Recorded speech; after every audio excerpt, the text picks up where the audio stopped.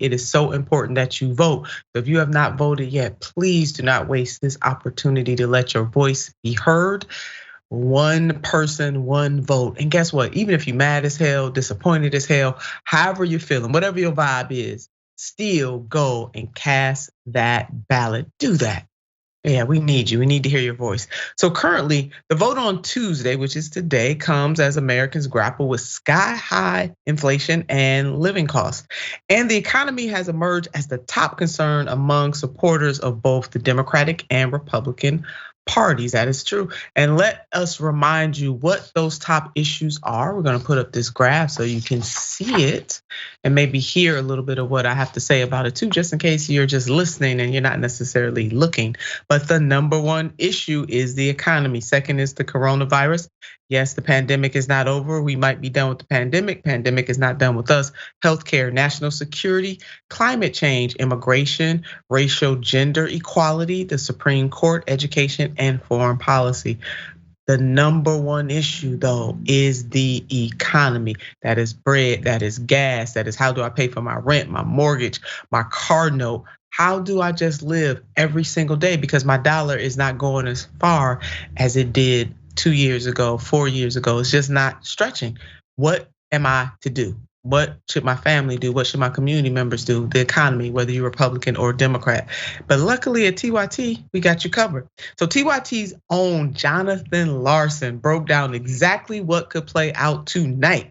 And Jonathan put it this way: what will happen tonight? Uncertainty. We might not know tonight who will control either congressional chambers in 2023 and 2024. A red wave could happen. Scanning some state by state race assessments, I saw a lot more tight House races than expected. Not a red wave. The polling is so janky this year that it doesn't seem impossible that Democrats will hold on to one or possibly even two chambers, or a blue wave. Question mark. There's nothing to indicate that this is in the works. So this is Jonathan breaking it down for us in only the way that Jonathan can. So Jonathan will be on Twitter Spaces tonight with two of our other colleagues. Ben will be with TYT Washington correspondents Candace Cole and TYT national correspondent Matthew Sheffield. And they will be live blogging TYT original reporting all day long. So if you want original, not horse race stuff, you need to tune in to what Jonathan and Candace, what they are doing tonight, and also Matthew. So look at this tweet from Matthew. Please bookmark or set a reminder tomorrow to join my colleagues, Jonathan Larson, Candace Cole, and I, as we cover election results and the larger trends. You don't want to miss it. Go to Twitter Spaces. Ben?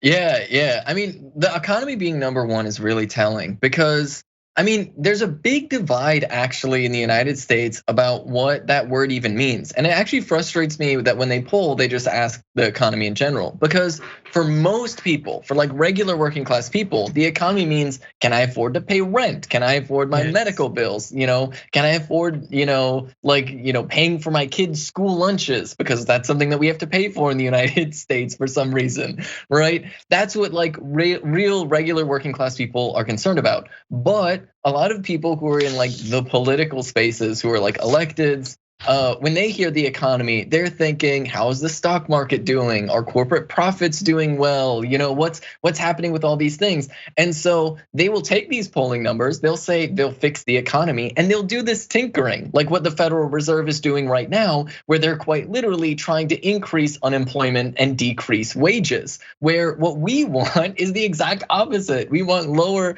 unemployment and we want higher wages. And so, like fundamentally, I think the way that pollsters ask that question is a little bit frustrating because it allows for too much dishonesty from a lot of politicians. And it really speaks, in my opinion, to the major failure of the Biden administration and the past 2 years with the Democrats in charge. Because realistically speaking, they should have done every single thing within their power to keep in place the tax credits for families so that people could act. I mean, it literally reduced child poverty by half. which means that when that lapsed, it doubled child poverty in the United States. So no wonder people are worried about the economy. The problem is that too many elected officials are worried about Wall Street and not actually worried about what's in people's wallets. That's exactly right. And had the Democrats, I mean, because it's very clear that the GOP, especially on the federal level, they're gone. They've lost their minds, the majority of them.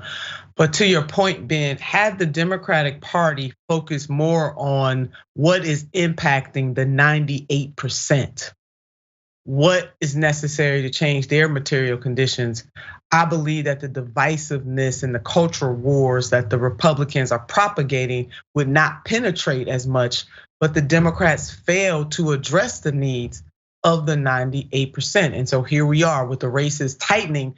A few months ago, these races were not that tight.